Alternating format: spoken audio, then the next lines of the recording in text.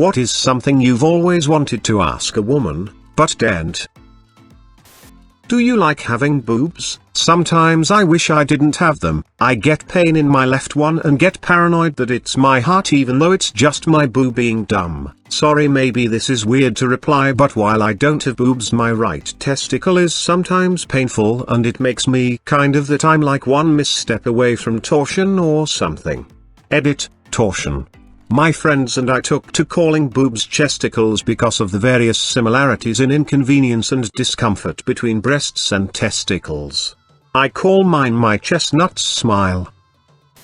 They're okay. Running used to be a beloved hobby of mine, but after puberty hit, it's not so fun anymore though. I have a question. Forgive me if this is offensive, or if it sounds insincere. When I was a young teenager, female classmates with big or bigger breasts was like, wow, how lucky, that must be cool. In my 20s, after starting to experience health problems myself, I had a lot time to reflect on a lot of things, and what I've wondered is it even possible for a female with big or bigger breasts not have it affect her in a negative way, like looks, envy, back problems, etc.? This might be a really stupid question, but forgive me, I'm just thinking of them as a type of tissue that can weigh a lot and can have negative physical and social ramifications. Just wondering if it's just some women with big breasts who go through this, or, again my stupid question, is it all women who have bigger or big breasts?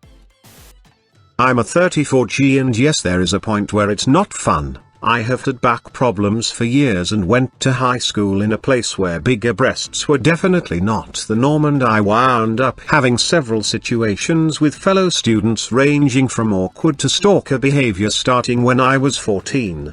Past DD, you can no longer find bras that you can comfortably wear under $60 per bra and can rarely find them in store to where you can try them on, and it can cost at least $80 for a swimsuit you can be seen in public in. Don't get me wrong, there are certainly upsides, but they just aren't normally for me. Mostly it's just break the back, the bank, and my trust in human decency. I think it really depends on your environment and the people you hang out with. Like, I have much bigger boobs than all my friends, but body image isn't a big thing for us, so I've never had the impression that anyone was jealous. I also live in South Africa where women tend to have big chests, so it's not a big deal socially with strangers either. That being said, I have had negative comments from my mom about not dressing modestly enough, but that's because you just have to deal with cleavage no matter what you wear, and she doesn't understand that. I also don't have a bra size that's going to give me medical issues. It's mostly a bit inconvenient because you can't wear a lot of the clothes that look good on other girls with smaller boobs.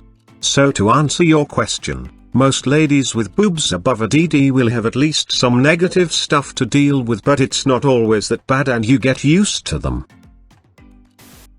Not really, they've mostly been an inconvenience, and bras are annoyingly expensive and need to be washed carefully. Hormones also make them hurt before a period, and that just opens up a whole new can of worms on the inconveniences front. Sometimes they make outfits look nice, but usually they're inconvenient and hurt my back. At first, it was almost distressing to grow them, and I'm not trans, gender dysphoric, it was just a weird thing to happen, and puberty is tough. When I would hug male relatives or friends as a teen, I felt hyper aware of them and it made me uncomfortable. Now I like having them. Sometimes when I'm alone I find I'm just sort of holding them, and I like how they look. I will add the disclaimer though that mine are not big enough to cause back pain or get in the way much. It's love, hate for me. Sometimes I like them and feel sexy. Other times I feel insecure about my breasts. I've always heard that perfumed feminine hygiene products are universally hated by womankind. True or false? Edit. Thank you everybody for the responses. It's been very informative. I know this is only a small sample size when it comes to inquiry, but seeing that at least the majority of this small number despises scented products has made me aware of what not to buy whenever, if ever, the time comes for me to purchase some for a woman in my life.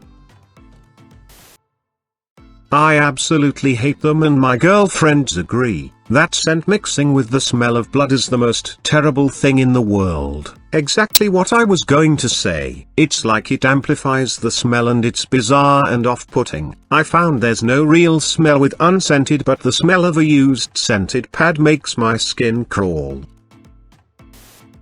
Do you play with your boobs? Yeah, but not in a sexual way. Sometimes I just absent-mindedly squeeze or poke at them, or use my upper arms to squeeze them together. I guess it's kinda like how some guys will put their hand in their pants when they are just relaxing. Sexually, I don't feel any stimulation if I'm the one touching them.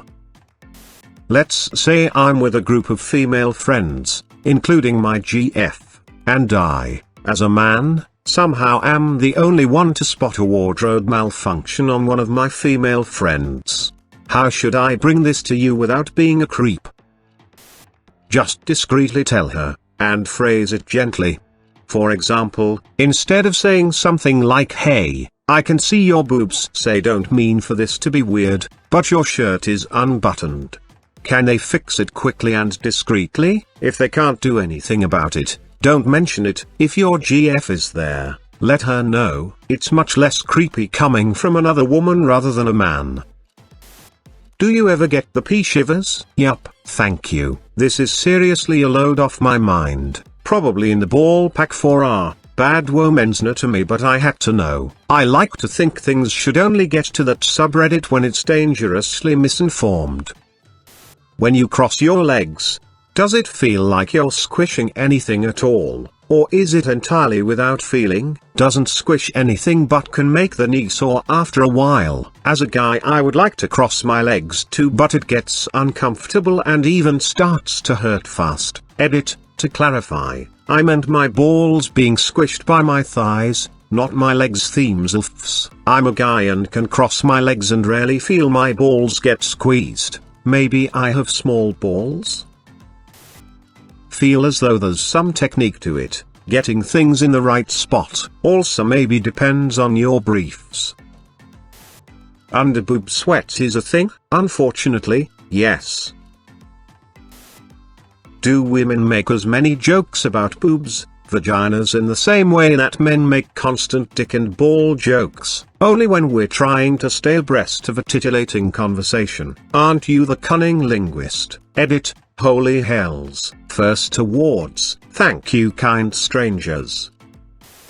Definitely not. Occasionally, but not frequently. And you all talk about your dicks a lot. I was at an exercise class where they tried to joke about boobs and vaginas a lot. It's all blood, vagina sweat and tears from here. Ladies, or for this exercise, imagine your vagina torches pointing at the ground. It felt really forced. It's definitely not a natural thing that people slip casually into conversation. It didn't bother me, but it definitely struck me as unusual. What the fuck is a vagina torch? Since you roughly know when you're expecting your period, do you ever use preemptive tampons or pads, or does the period start before you use products? Edit. Thanks for all the answers. Generally sounds like everyone has different opinions depending on product and personal experience, but a common theme is preemptive tampons are bad. Also learned about the red blush, so that's cool. So usually the first sign is a blush of red when you wipe.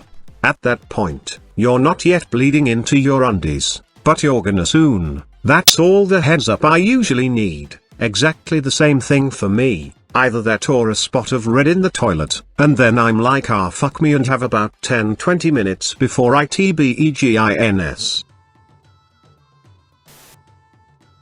Mine always likes to start in the middle of the night, so I have a nice surprise to wake up to. Doesn't matter if I have been wearing something the previous week in preparation. It knows when I forget. And there's that horrible limbo time where you're laying horizontal in bed and you have to psych yourself up for the fact that once you get vertical you've got about 10 seconds to make it to the toilet before gravity catches on.